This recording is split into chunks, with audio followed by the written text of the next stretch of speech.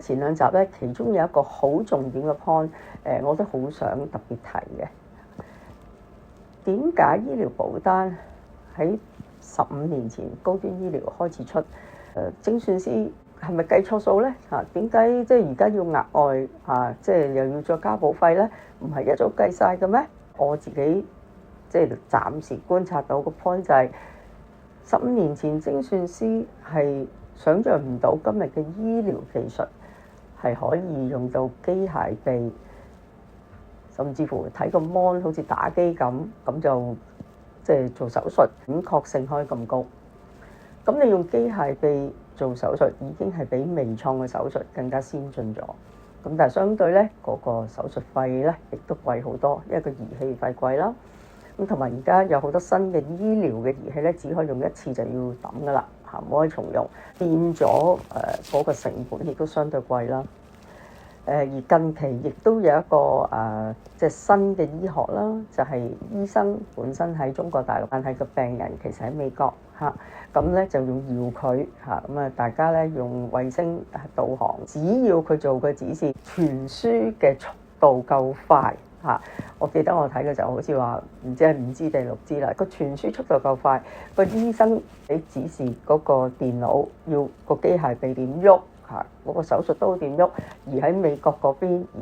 可能喺幾多分之幾秒內同步一路大家係跟進到做到呢一個遙距嘅技術，我諗精算師都冇可能估計得到啦嚇。諗翻轉頭，喂，原來15年之間，我哋嘅醫學已經可以去到咁超乎想像。咁我哋已經係未計其他藥嘅進化啦嚇。咁究竟15年後？如果今日你係50歲，15年後你係65歲，到時嘅醫學又會係點呢？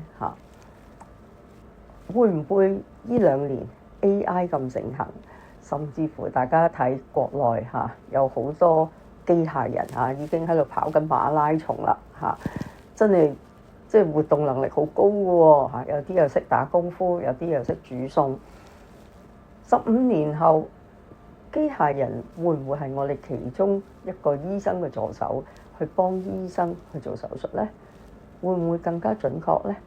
？15年後，機械人會唔會係我哋屋企嘅一個工人姐姐呢？由佢嚟同我哋傾偈，照顧我哋呢？今時今日一個機械人當然非常昂貴啦，唔知要幾多10萬美金啦。但係15年之後，會唔會機械人真係可以入屋？家家戶戶都可以有呢，呢啲都係一個時代嘅轉化啦嚇。當時代進化，咁我哋嘅生活自然咧就有所改善啦。譬如話10年前開始嗰陣時先興微創，就話微創比剖腹開刀好，因為個傷口唔需要咁大，幾個點。已經就可以咧，即係擺啲儀器入去，就跟住就即係喺腹入邊係嘛，做完手術就慢慢打碎咗嗰啲組織，跟住就攞翻出嚟，而令到咧個病人咧嗰個傷口咧可以好細，同埋咧康復日期快好多。而家你話機械臂啦，更加精準啦，甚至乎有啲醫生就係話，因為有啲位咧，佢哋自己本身隻手係伸唔到入去嘅，但係咧機械臂咧可以較粗較幼噶嘛嚇，咁有啲位咧係機械臂先入到去嗰啲窿窿罅罅，咁反而咧係有啲手術咧係比以前嚟講咧更加精準咗個位置嘅嚇，就冇咁多限制添。如果我哋預計唔到15年之後個醫學可以去到有幾先進幾先進？喂，究竟我哋嘅醫療保險係咪可以 cover 到呢啲咁新式嘅醫療技術嘅使費咧嚇？我諗大家咧可能咧真係冇諗過啦。如果30年前嘅醫療保險，我哋講緊咧。保一個床位只係幾十蚊港紙一日㗎咋。30年後，我哋而家住一個普通大房都要900幾蚊啦，係咪？咁由10零蚊賠錢賠到變到900蚊都係好多個倍數啦。大家有冇諗過？我30年前買嗰個醫療保險其實嗰張單嘅條款都係跟翻30年前嘅喎，個額係細啦嚇。咁但係今日我用最先進嘅技術去做治療，咁醫療保險保唔保嘅咧？即係大家要去諗下嚇。以前未有微創嘅時候，咦？點解醫療保險又好似又照保嘅？咁跟住又講標靶治療啊、免疫治療啊、質子治療啊，而家仲機械臂啊。15年前嘅高端醫療保單都冇呢啲手術名嘅喎，但係點解似乎好似保險公司又好似照賠嘅？即係大家要留意下呢樣嘢喎，即係你唔好淨係覺得保險公司成日加價，即係供唔起啊，要賺或者賺錢啊嚇，所以就要加價。我就用另一個角度去大家去思考下，如果以合約精神咧，保險公司咧係真係當年佢寫咗咩手術，咪用嗰啲手術嚟醫咯嚇。咁你15年前都係開肚開腹手術㗎啦，咁如果佢係寫咗開腹手術屬於大手術，賠幾多個 percent 咁？咁如果你今時今日你都用開腹手術嘅，咁咪照賠咯。但係今日你唔係喎，你今日揀微創手術喎。15年前你買嗰份保單係未知有微創手術呢樣嘢嘅喎。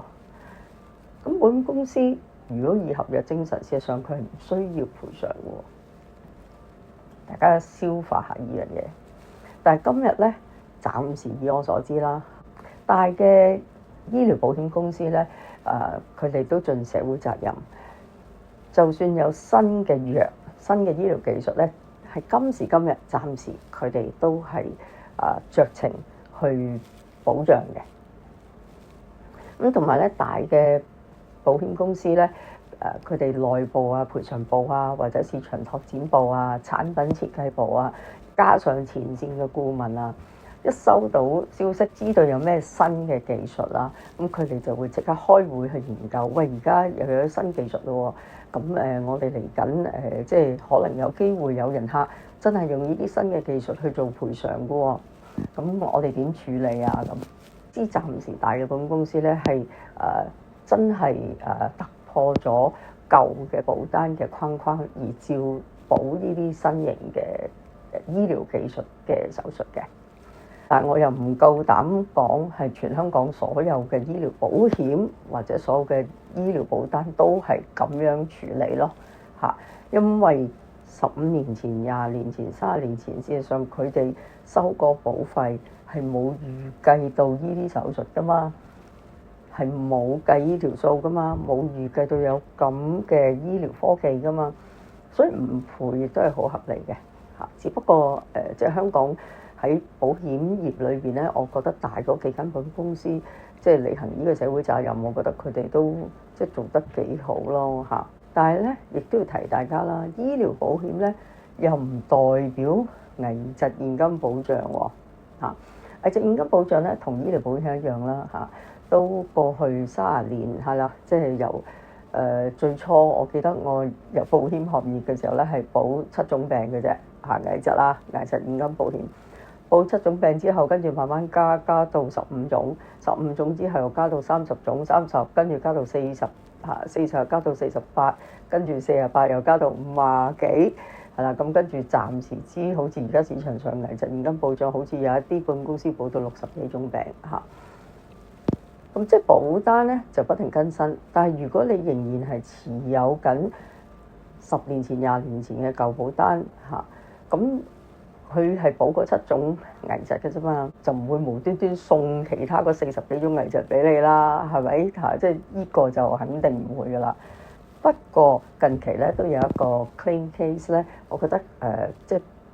值得我哋去留意嘅，就係咧一個人客咧，佢係因為大動脈撕裂啦，咁咧就用咗最新嘅醫療技術微創去做手術。咁但係咧喺危疾現金保單裏邊嘅定義，原來咧要 claim 呢一個大動脈撕裂咧，就係要用以前嘅手術嚇，咁咧就要根據呢幾個定義咧，保險公司先賠到錢嘅。咁因為個人客咧，而家今日都選擇微創已經做到啦。人客咧就喺2間唔同嘅保險公司咧買咗危疾現金保障，一間咧就照賠咗100% 嘅保額，另外一間咧就賠唔到。咁當然個顧問亦都係好努力去同個客人去爭取啦嚇。但係賠唔到咧，喺保險公司角度咧，又係啱嘅喎，合理嘅喎嚇，因為你真係10幾年前買嗰張保單，要求講明係嗰種手術，我哋先會賠嘅喎嚇。咁今日你唔係用嗰個手術方式去做嚇，事實上又係可以唔賠喎，爭在保險公司着唔着性處理嘅啫喎。醫療保險原來同危疾現金保障咧嗰個進化程度唔一樣啦，賠償嗰個定義亦都唔同啦。變咗大家唔好當係一樣嘅嘢嚇，呢個係第一。第二樣嘢咧就係都要睇嗰間保險公司佢哋內部，無論賠償部啦、市場發展部啦、產品設計部啦，再加前線嘅顧問嘅喺市場嘅觸覺啦，咁佢哋有冇真係好快即刻咧就已經去開會，跟住去調節公司內部？喂，究竟呢啲新嘅醫療技術，我哋喺醫療保單或者喺危疾現金保單裏邊應該點賠呢？我覺得如果你話一間醫療保險公司，佢哋係有一個咁嘅市場觸覺、咁嘅機制、市場反應係啦，即刻去處理嘅話呢，咁我覺得呢啲保險公司呢都係值得去投保嘅。你話喺市場上，如果個份額越多客買嗰間保險公司嘅醫療保險或者係危疾現金保單咧，咁我相對即係你話計社會責任又好，甚至乎發生一啲新醫療技術嘅個案機會率都好啦，越多客嗰啲保險公司佢哋最快睇到會需唔需要賠啊嘛嚇，佢哋要最快決定嚇。買嗰間保險公司係即係都好多人買嘅喎嚇咁。咁，我覺得嗰個都係其中一個想法嚇，因為多客買嘅時候，嗰間保險公司佢哋都要以最快嘅速度去有啲方案嚇，究竟係點樣去賠償，甚至乎點樣去保障嘅客戶咧嚇。我哋買嘅保單係講緊5年、10年、20年、30年前嘅嚇。如果以當時嘅合約，事實上而家新嘅醫療技術，保險公司係可以唔賠嘅嚇。不過你話佢哋盡社會責任，延伸到新嘅醫療技術都保障都賠償嘅時候咧，我覺得呢個都係我哋香港投保人嘅福氣啦。同埋有陣時我哋都唔好咁單邊，淨係睇哇不停加價，但係我哋有冇諗過我哋賠嘅錢係越嚟越大銀碼啦？今日我好想帶出俾大家去諗，好多時咧出邊即係一條短片啊，要流量咧，當然係講好多負面嘢啊，甚至乎針對一個細 point 放到好大啊，可能個流量會大嘅短片啊。不過咧，如果我哋想睇 YouTube 增加自己認知，而令到世界更加和諧，大家喺香港生活個個都開心嘅話咧，其實我哋就要用多角度去睇每件事情，甚至乎我哋去思考、去預見我哋嘅未來究竟有機會面對咩事情。咁啊，大嘅保險公司大部分都係上市公司，點解嗰間保險公司個股價或者佢每年嘅新生意不停係增長？一定有原因嘅嚇，即係我諗管理層中間唔同部門嘅協調，甚至乎佢哋履行緊嘅社會責任，有好多條件因素，而令到香港嗰個保險業係咁入屋同埋咁貼地嚇。我哋作為投保人咧，我哋都去諗啊，究竟我哋除咗買醫療保險以外，究竟我哋有咩方法，我哋係可以令到自己健康活得更加開心呢？